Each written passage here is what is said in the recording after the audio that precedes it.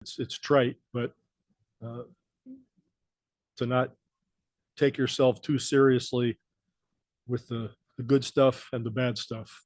Just carry on, do your job, and hope for the best. So we're thrilled that we're able to bring Victor on board.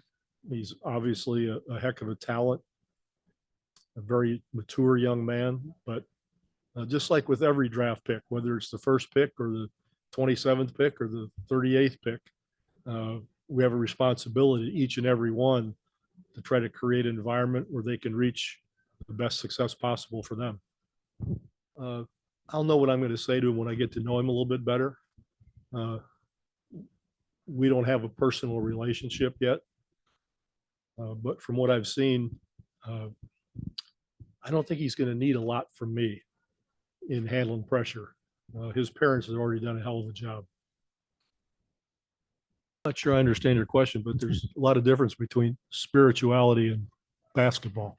I mean, from both ends, like I guess there was a foregone conclusion that, you know, with the Spurs taking the first pick, that it would be Wemby.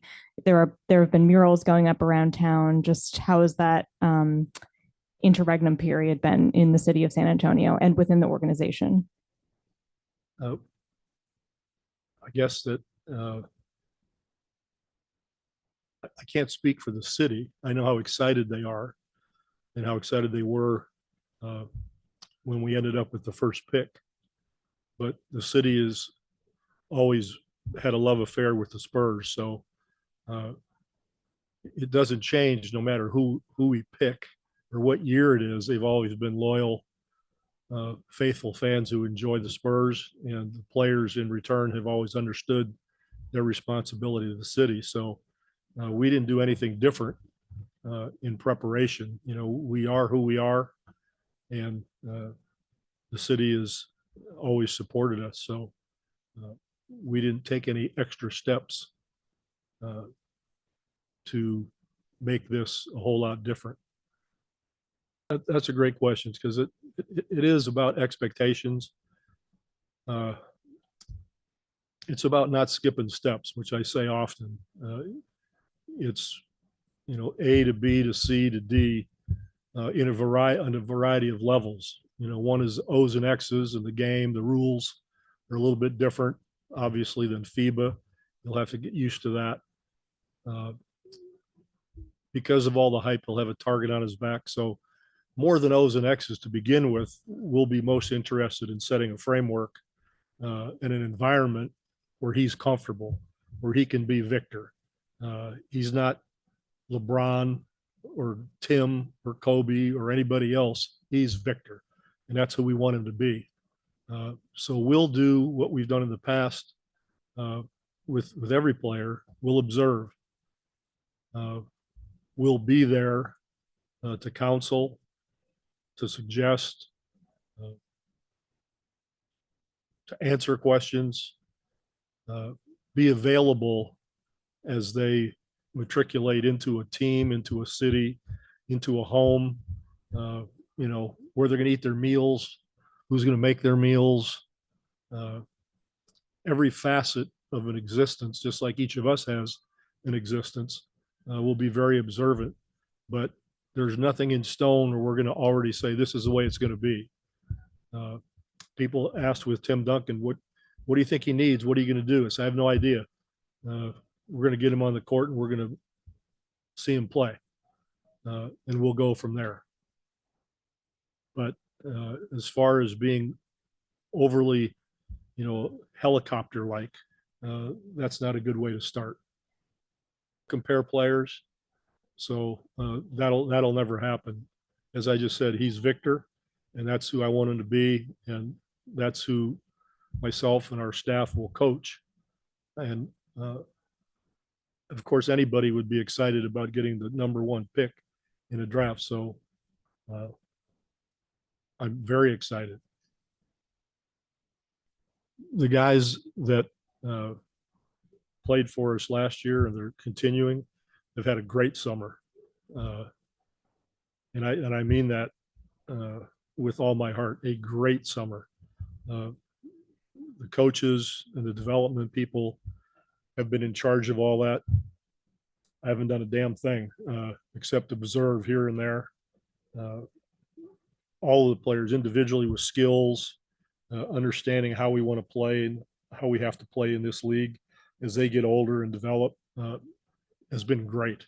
So we're very excited to put them with Victor, to say the least. He's got a great disposition, a good combination of an intellectual ability and an emotional intelligence at the same time. He understands what hype is. He understands all the attention he's getting, but he still welcomes it and deals with it.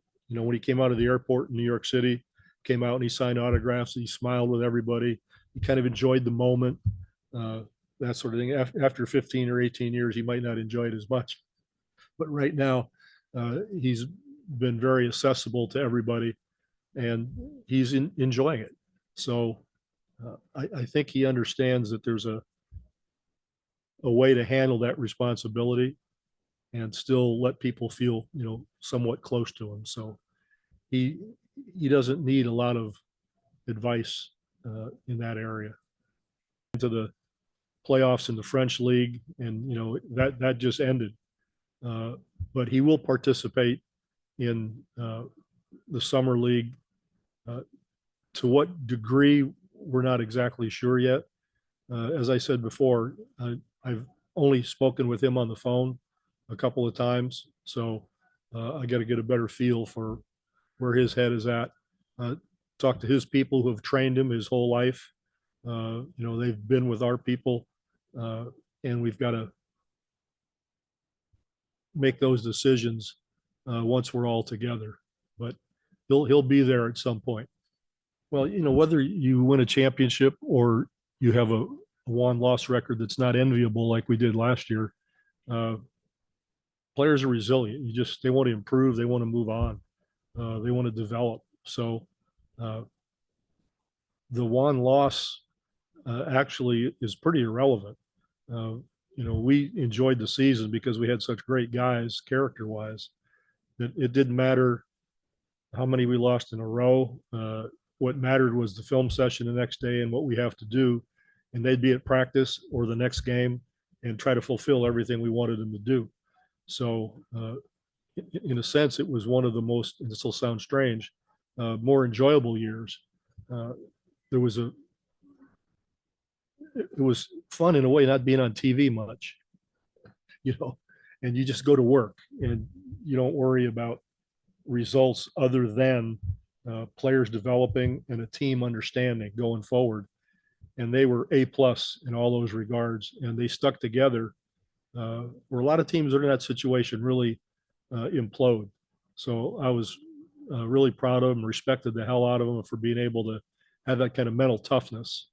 And that's what they'll carry forward into this season. Tony and, a lot of people, as you might expect. Tony's a big fan. Sure. I think I already said that. I'm going to watch him. I'm going to see what happens. And you were right about Manu. Oh, he was a pain in the ass. I say that because he's right over there in the other room. I learned so much from Manu about that very thing. You can't make players into what you think they should be. You really have to understand what they have and how to capitalize on that, because no player is perfect. And learning how to zip it once in a while will serve me well as I watch Victor or Calvin or Devin. It doesn't matter who it is. We all hopefully learn as we grow and get a little bit older.